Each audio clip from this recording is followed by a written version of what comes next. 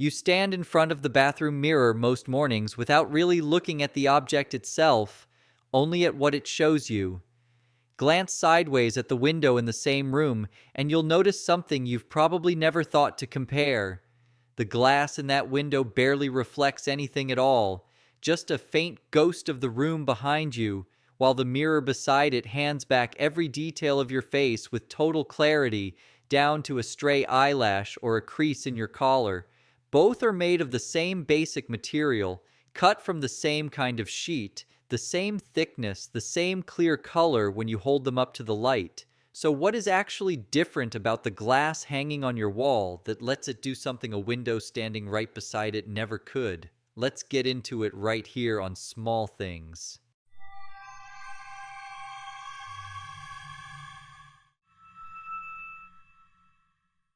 2 materials, 2 jobs.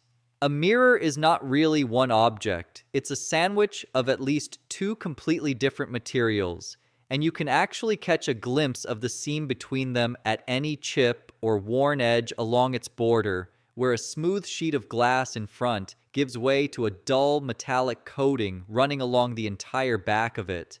That coating isn't a smudge or a manufacturing flaw showing through, it's a deliberate layer, sealed there on purpose. Bare glass on its own reflects only about 4% of the light that touches it, nowhere near enough to produce anything you'd recognize as an image, which makes that hidden coating impossible to ignore once you actually know it's there. A genuinely dangerous trade. It did not begin with a bathroom cabinet or a hardware store. It began with a genuinely dangerous trade practiced by hand in small workshops for generations. For centuries, the standard way to back a sheet of glass with something reflective involved brushing on a mixture of tin and liquid mercury, spreading it evenly across the surface while the fumes rose straight into the workshop air. Mirror makers in that era developed tremors, memory problems, and, in documented cases, died after years of breathing a metal their entire trade depended on to function. The beautiful antique mirrors that survive from that period, the ones people still admire in old houses and museums, were made at a real and largely hidden human cost that had nothing to do with the finished object's appearance. That changed in 1835 when the German chemist Justus von Liebig developed a way to coat glass with silver instead, using a chemical reaction rather than raw mercury vapor. A solution of silver dissolved in a mild chemical carrier was applied to the glass, and a separate reaction reduced that dissolved silver into a thin, even metallic layer bonded directly to the surface. No mercury fumes, no molten metal, and a process reliable enough that mirrors stopped being a luxury only the wealthy could afford. Liebig's basic chemistry, refined over the following decades, is still recognizably the process most silvered mirrors use today. Getting a properly flat sheet of glass to coat in the first place took much longer to solve, and it is a completely separate problem from the coating itself. Older glass-making methods left faint waves in every sheet, invisible until you actually looked into one. The reason an old mirror at a grandparent's house always seemed to bend a face slightly out of true no matter how carefully you stood in front of it. That problem wasn't solved until the 1950s, when a British engineer named Alistair Pilkington worked out how to pour molten glass onto a bath of liquid tin, letting it spread out perfectly flat under its own weight before cooling into a rigid sheet with no waves left in it at all. Announced to the industry in January of 1959, that method is still, right now, the standard way nearly all flat glass in the world gets made, mirrors included. What the glass was never doing. So what is that hidden layer actually doing that the glass in front of it cannot? Metal, unlike glass, is packed with electrons that are only loosely attached to their atoms, free to move across the surface rather than staying locked in place around a single atom, When light hits that surface, those loose electrons absorb the light's energy almost instantly and immediately re-emit it, sending the light back out nearly whole instead of letting it pass through the way glass does. A properly applied layer of silver can send back somewhere between 95 and 99% of the visible light that hits it, which is why your reflection looks crisp and immediate instead of faint. The glass sitting in front of that layer isn't creating any of this at all. It's simply flat and transparent, letting the light through on its way in and out, while the actual work happens entirely at the surface behind it. Getting that reflective layer to actually stay on the glass took its own separate solution. Silver applied directly to bare glass does not want to grip it, sliding off in patches rather than forming an even coat. Manufacturers solved this by first treating the glass with an extremely thin layer of tin, which the silver can bond to in a way it never could with the glass alone. Skip that step, and the finished mirror comes out mottled and streaked instead of clear, proof that a layer too thin to see with the naked eye is still doing essential work. Silver isn't the only metal capable of this trick either. Aluminum reflects slightly less visible light than silver overall, but performs better across parts of the spectrum humans cannot see, like ultraviolet, which is one reason the giant mirrors inside astronomical telescopes are frequently coated in aluminum rather than silver.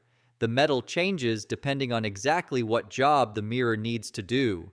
The underlying physics, loose electrons meeting light and throwing it straight back, stays exactly the same either way. How little was ever necessary. Looking at how completely a mirror reproduces your face, down to every last detail, it would be reasonable to assume that whatever layer is doing that work has to be reasonably substantial, a solid, meaningful thickness of metal sitting back there behind the glass. It really isn't. The reflective layer on a typical mirror is thinner than anything you could ever feel with a fingertip, a coating so fine that a stack of hundreds of them still would not add up to the thickness of a single sheet of ordinary paper. You are looking at and trusting a surface you would struggle to even locate with a fingernail if the glass in front of it wasn't there. That thinness isn't a shortcut or a cost-saving measure either, some corner quietly cut by a manufacturer trying to save on silver. A thicker layer of metal wouldn't actually improve the reflection at all, since the light bounces off the outer few atoms of the surface, regardless of how much additional metal happens to sit beneath them. Everything past that point is simply backup, extra material with nothing left to contribute to the image itself once that first layer of atoms has already done its job. The astonishing part of a mirror was never how much metal went into making it, it's how little was ever actually necessary, and how confidently the whole object depends on that tiny amount doing exactly what it's supposed to do every single time you look at it. People who never look at it directly. On a factory floor, a quality inspector holds a freshly coated sheet of glass up to an angled light, scanning for a small trapped bubble suspended somewhere inside the glass, a flaw that has nothing to do with the coating and everything to do with the raw material it started as.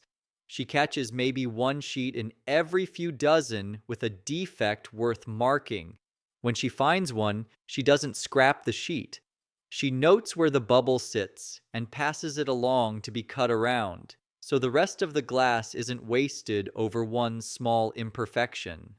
At an observatory workshop, a technician watches a vacuum chamber's gauge climb toward the precise pressure needed before he can begin recoating a telescope's primary mirror, a piece of glass wider than he is tall. He has run this exact procedure on this exact mirror twice before, and he still checks the gauge twice out of habit, more than doubt. The mirror in that chamber and the one hanging in his own bathroom at home share the exact same underlying idea, even though nobody visiting either room would ever think to compare them. A woman leans toward her bathroom mirror at 6 in the morning, checking her collar in a reflection she has looked into thousands of times without a thought about what's behind the glass or how it got there. She adjusts the collar, steps back once to check the whole picture, and walks out already thinking about something else entirely, the mirror going dark and unremarkable behind her the moment she leaves the room. The part you never see.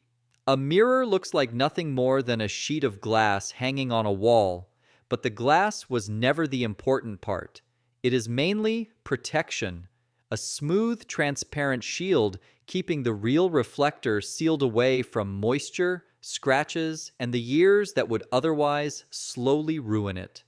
The image staring back at you every morning is created by an almost invisible layer of metal you will never directly see or touch, hidden behind glass that exists mainly to keep it safe from the room around it.